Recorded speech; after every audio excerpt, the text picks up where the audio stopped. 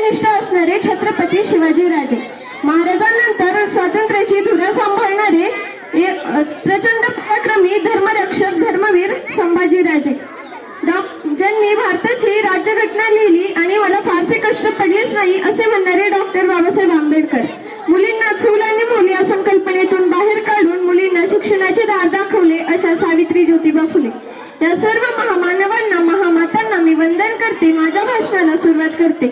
मी शिवकन्या श्रावणी नागरगोजे या शिवभक्तांना शिवजयंतीच्या शिवमय शुभेच्छा देते. संपूर्ण भारतात मुठभर मावळे घेऊन मुघलांची कत्तल करून ती वेशीवर टांगून स्वतंत्र हिंदवी स्वराज्य निर्माण केलं ते शिवछत्रपती एकमेव अद्वितीय सिंहासनाधीश्वर जाणते राजे, महाराष्ट्राचे आराध्य दैवत छत्रपती शिवाजीराजे. सह्याद्रीच्या कुशीत एक हिरा चमकला, भगवाट या चंदनाचा शिवनेरीवर प्रगटला.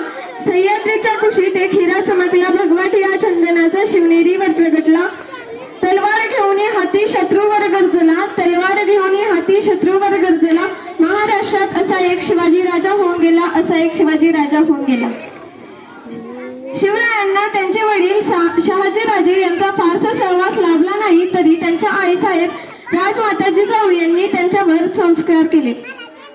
शिवाजीराजेंनी 16व्या वर्षी स्वराज्य स्थापनेची प्रतिज्ञा केली आणि तानाजी मालुसरे, बाजीप्रभू देशपांडे, शिवा काशीद, जीवा महाला, हिरोजी फर्जत यासारखे जीवाला जीव देणारे मावळे तयार केले.